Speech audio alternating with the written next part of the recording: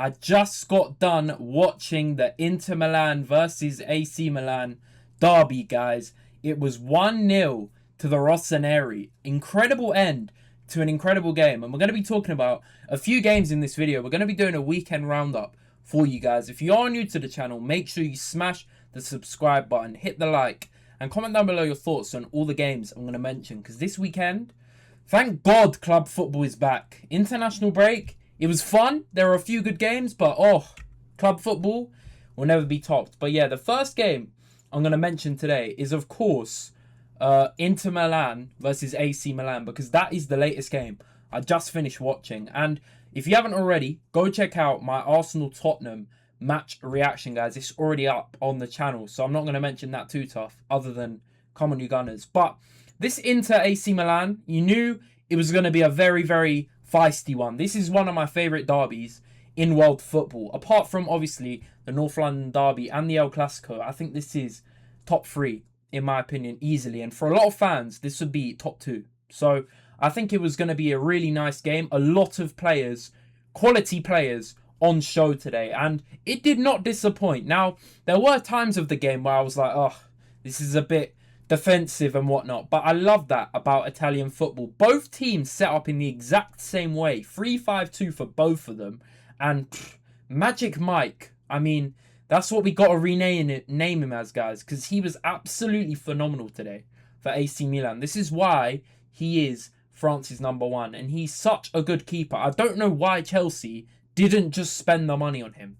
If they got hold of this guy, it would be a problem. But thank God he stayed in Italy, because he was sensational today, man. We're going to talk about that. But more importantly, the first half, because obviously Inter were the home side, both sharing the same stadium, and it was blue everywhere. But the first half was kind of a game of two halves, because with the start of the game, I did think Inter were the better side. Now, I thought Milan, they were always going to be a threat with Pulisic and Leao on the break, for sure.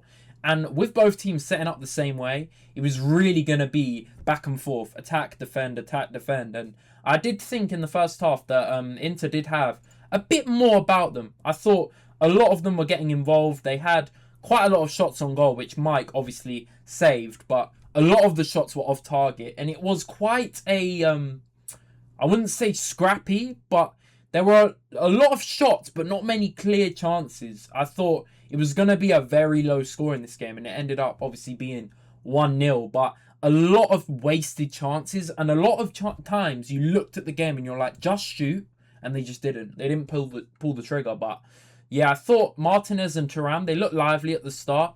DeMarco was bombing up and down with Augusto. Obviously, Dumfries, big miss for Inter, but they did well. I thought the back three was really solid. I thought Bastoni, Acerbi, and Akanji defended quite well this game.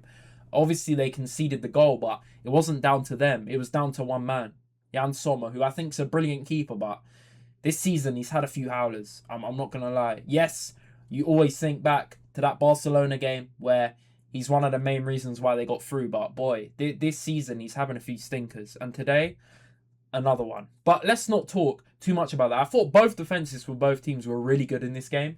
Pavlovic had a few moments, got the yellow card, but he was decent. Tomori and Gabbio were decent as well. And it was a very, very tight game. But yeah, as I said, the first half, Inter had the big chance, had 10 shots on goal, obviously forcing Magic Mike into 2 saves. But yeah, Milan, they broke a few times. They did break forward, and you're like, okay, this is where Pulisic, Leao, dynamic duo, it didn't really click in that first half. They kind of wasted a lot of their breaks, and they only managed to have 4 shots on goal.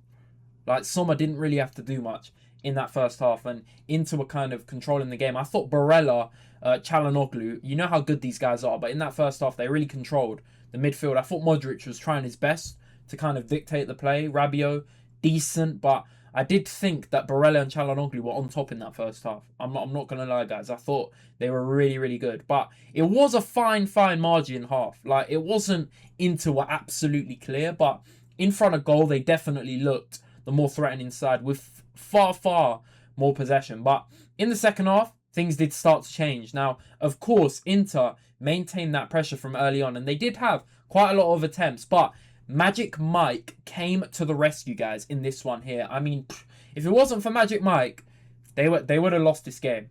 Or drawn at least. Because, yeah, that penalty save, we will talk. But obviously, Milan got their first goal from Pulisic, which was kind of against the run of play if you want to look at it. Inter started the half the better side, but it was Pulisic who actually got the first for Milan. It was actually a really, really poor bit of goalkeeping, man. I'm not going to lie, guys. It was really bad. On the break, Fofana it was actually, who pushed forward, passed a nice pass into Salamakis, who I thought was actually quite bright today. You've seen little flashes of him this season where he's had really good performances, but today, yes, his shooting boots weren't particularly on, but I thought he looked a threat on the right-hand side, and he had a really good effort, actually, which unfortunately for Sommer, he palmed it straight into the path of Christian Pulisic. The one man you don't want to do that to, and it ended up being an easy tap-in, 1-0 to Milan, and this is where you thought, okay,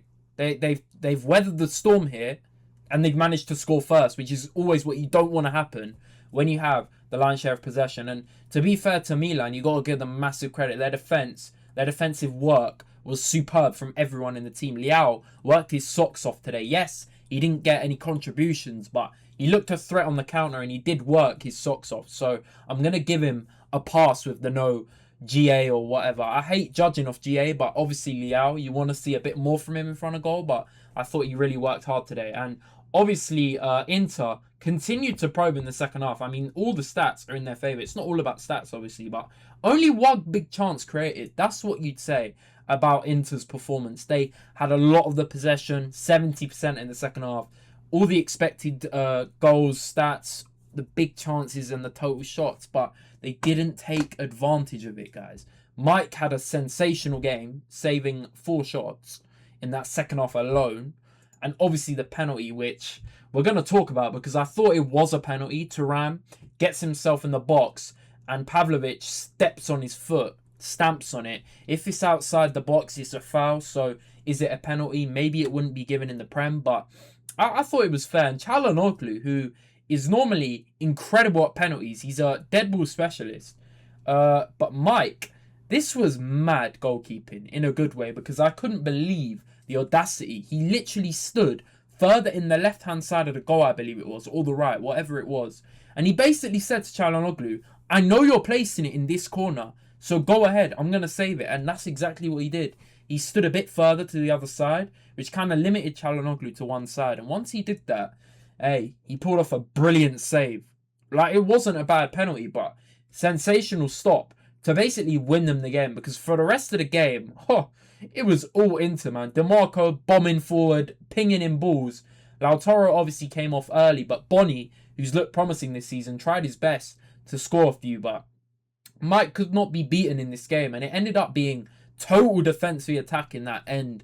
Final 20, maybe even 25 minutes. It was all Inter, but Milan saw it out and deservedly got the 3 points in that one. Now, as you can see here, I'll show you guys now. This result right here is absolutely massive for Milan, guys, because this title race in Italy is shaping up to be a really, really interesting one, man. Everyone is very, very close to each other. As you can see here in the Serie A table, it leaves Roma still top out of the league with 27, but Milan now 25 points, joint with Napoli. Inter on 24 now that they've lost, and Bologna having a really good season with 24, and Juve slightly lacking with 20. But this is a crazy little top 6 battle, if you want to call it, because a lot of them are only separated by small margins. So any little slip up can give an advantage to other teams. But what the hell is happening to Fiorentina, guys? Now, I'm not going to lie, I haven't really watched them this season, but compared to last season, they are languishing in 19th place. This is diabolical, guys. Diabolical. They're not doing too awfully in the Conference League, I believe. They're doing okay, but this is horrendous league form. I don't know what's going on with them, but they need to sort themselves out. But yeah, Atalanta as well with their own problems with Lookman and the manager not really getting on too well. And Cremonese with Jamie Vardy up front. Fair play, man. Fair flipping play. But let me know what the biggest surprise so far of the Serie A you guys think. Let me know your biggest surprise. Now, with Elche versus Real Madrid, this one right here was absolutely mental. Now, I'm not going to lie, guys, I didn't watch this game, but I was seeing everything going on in the game in regards to the scores and the red cards and whatnot. This looked like an absolutely mental game. I'm not going to lie. Now, one thing it does show is Real Madrid, they still haven't worked out their best team. They really haven't. Xabi Alonso's got a lot of work to do. Now, luckily for him, they're not doing a Liverpool where they're losing a lot of games. They're drawing a lot and they're winning unconvincingly. A lot of the games you could say they've won by penalties or small little margins. But yeah, one big thing you could say is Jude Bellingham seems to be back. That's one thing you could take. But apparently, I didn't watch it. Trent didn't have his greatest game. But what can you expect from someone who hasn't really played too much this season, man? He's got to kind of choose who he's going to start at right back. Trent or Carvajal.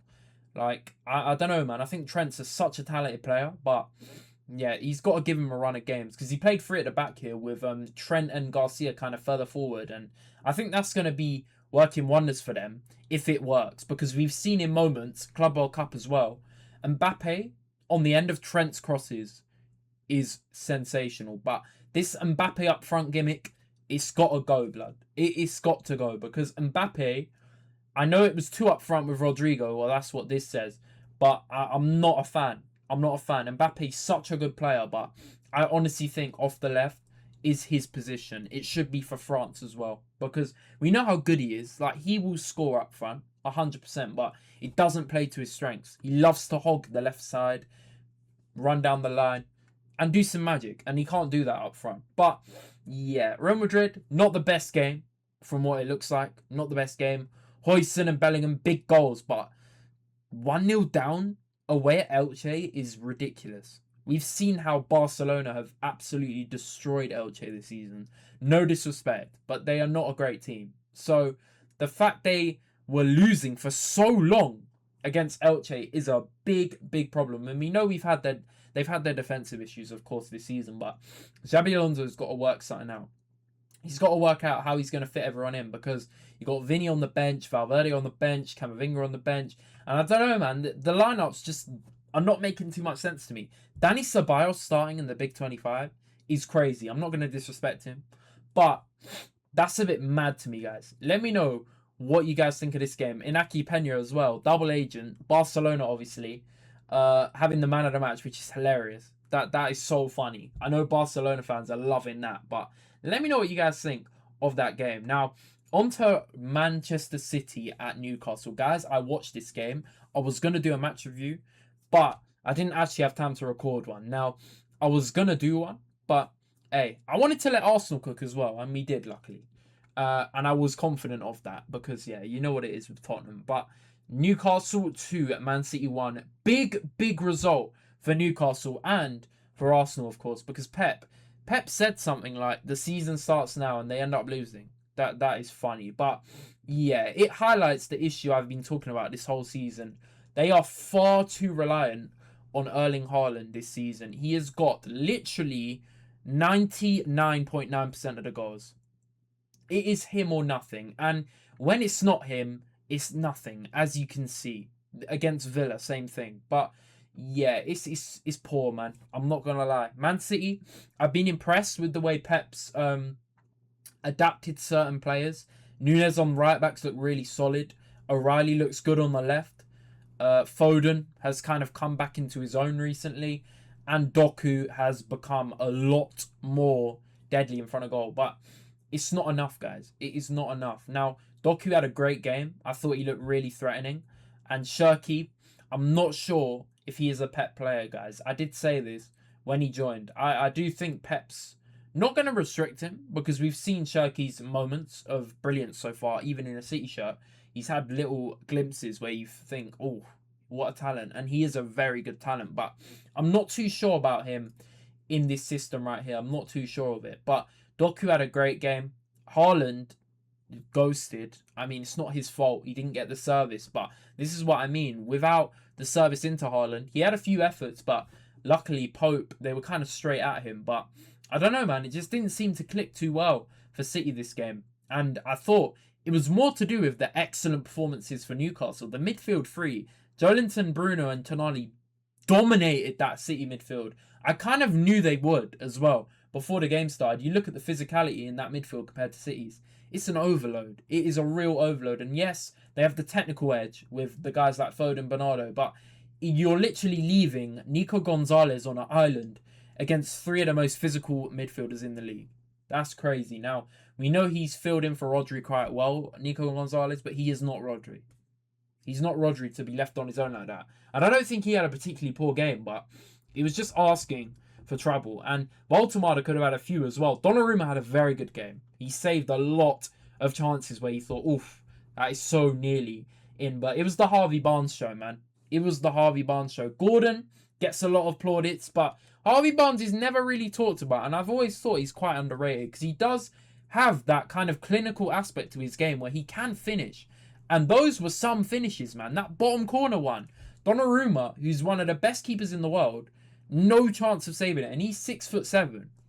That's crazy, man. What a brilliant goal. And the second one was just him being in the right place at the right time. But I did think the defensive City got caught out a few times. But it was more to do with Newcastle's brilliant attacking and defensive play, man. We've seen Newcastle this season. At home, they've been decent. But away, they've been really awful. And we need to see some consistency because Malik Thiaw looks like a brilliant signing. I always liked him from Milan, of course, but he was brilliant this game. Kept them quiet.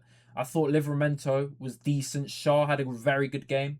And Hall was decent as well before he obviously got injured. But the back four was solid. Hall and Livramento are key to this Newcastle team. Without them, it's not looking good. But I did think that was a brilliant home performance. And that obviously left it with Arsenal to capitalise. City dropping points meant that Arsenal could go 7 clear of them. And that's what we did.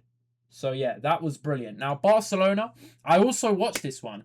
And I was going to do a match review on it. But again, no time yesterday. But Barcelona absolutely battered Athletic Club in their new stadium. The new Nou Camp. Amazing scenes. Obviously, the last time they played there, Lamine Yamal made his debut in 2023 April when he was 15. Becoming the youngest ever. And now it's history because he's one of the best in the world. And this performance from Lamine, this match rating is crazy. I can't believe what I'm seeing. How is Ferran mad at the match? That's beyond me. But I'm not saying Ferran was bad. He was far from it. He was very good, clinical. But I'm not going to lie. I think Yamal and even Fermin were better. But that's just my opinion. Let me know what you guys think down below. But this was the Lamine show. Now, yes, in the first half, he wasn't particularly great. But in that second half, we saw Lamine Yamal at his best. It was absolutely brilliant to watch. Obviously, Lewandowski got the first goal within 4 minutes. It was absolutely wild. Unai Simon had an absolute stinker in this game. David Raya, hey, I always thought he was better, but obviously with Spain, international, it's not the same thing. Managers internationally prefer certain players over others, not based on how good they are, but based on the system. So I do get it, and he's a good keeper, but he was awful this game. Nico Williams as well had a terrible game. Really bad, man. He had a few moments where he picked up the ball and he just lost it. And he had a few wild efforts. But yeah, I don't know what he's doing at this club. But if he's going to progress, I don't know what he's still doing here. No disrespect, but he's also got to fix up because he's the main man here. And he was terrible and he got hooked quite early. 55th minute. Diabolical. But yeah, Barcelona for the most part, really, really solid, man. Even defensively. Yes, high line. They've been caught out a lot this season. But this game right here, no real troubles. Joan Garcia being back is a massive booster because he was really good. And even Eric Garcia in the midfield did his thing. Olmo was a bit non-existent. Fermin was really good, man. His goal was brilliant as well. Really, really well taken finish. But he's been kind of their new star, if you like, this season. Because last season and the season before, we've seen glimpses of Fermin. But this is really kind of him stamping his mark on the team and saying, Olmo, it was nice knowing you, but step aside because I'm here now. And that's what he's doing, man. He's cooking this season. He's absolutely cooking. And I really can't wait to see them play Chelsea. Hate watch, but we will be there because, yeah, Lamine Yamal, he was unstoppable this game. In that second half, he was literally picking up the ball, going past 2-3 man, even 4 at times. They could not get the ball. Obviously, he got his 2 assists. Really nice. One of them was a Trivela and into Ferran, who took it very well. and we know how good he is at that. The signature Trivela pass, amazing outside the foot, but yeah, he was unstoppable, man. Really, really good game from him, and we need to be seeing this consistently now because we know how good he is. And yeah, big up to Ferran as well, man. Big up to him. He took both his goals very well and deservedly got a good match rating. I don't know about man of the match, but he was good. And Flick seems to have a knack of turning like non-goal scoring attackers into absolute clinical finishers. He had a lot of goals last season. I think it was like near 20 in all comps. Crazy. But yeah, big up Flick for that. And yeah, now that leaves Real Madrid somehow are still top of the league with 32 points. But Barcelona are really catching up now because Real Madrid obviously slipped up badly. They could have extended the lead, but now Barca are looking to overlap them very soon. On to Bayern. Now, obviously, I didn't watch this game, but this just shows Bayern Munich this season are absolute demons. They are on absolute smoke. And one man in particular is on demon time. Michael Olise is having a ridiculous season, not just number-wise, but play-wise. He looks unstoppable this season. We've seen it in the big games as well, but in this league, he is walking it. They cannot stop him. 3 assists and 2 goals is ludicrous.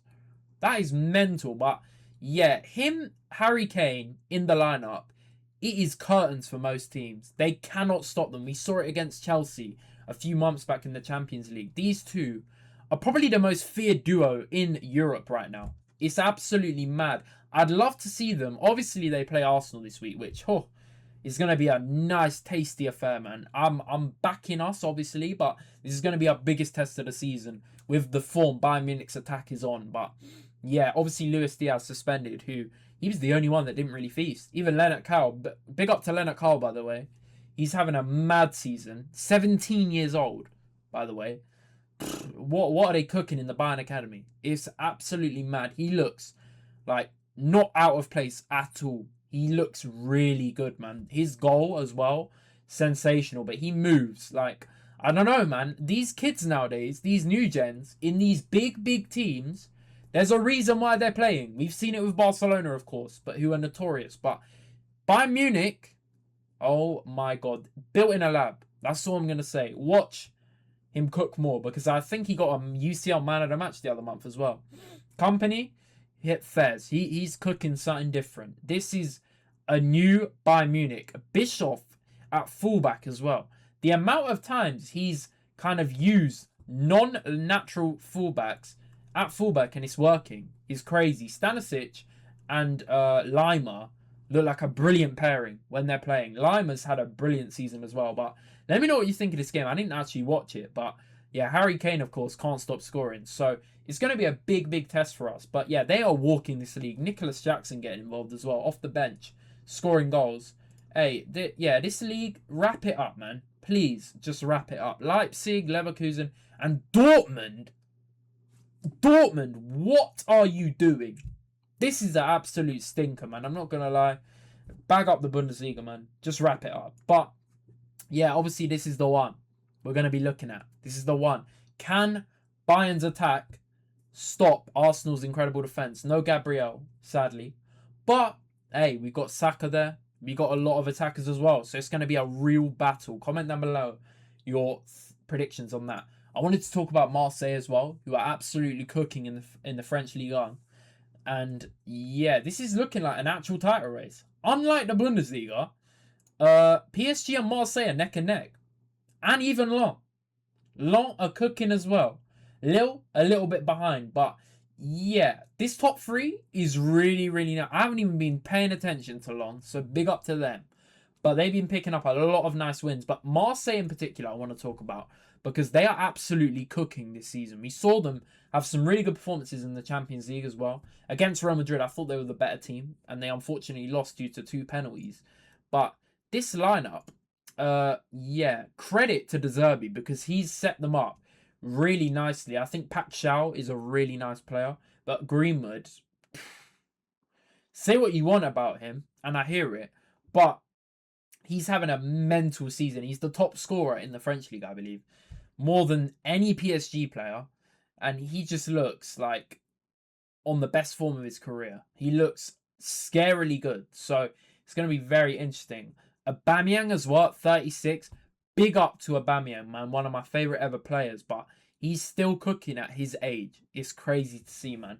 I'm glad to see him in a top 5 league. But let me know what you think. Even without Rui as well, they still scored 5 and conceded 1. Rui in goal for them has been so important. So big up to Marseille. But let me know what you think of these games down below. Make sure you hit the like, subscribe if you're new. And it's been Jay Z Knows Ball, and I'm out. Peace out, guys. Take care.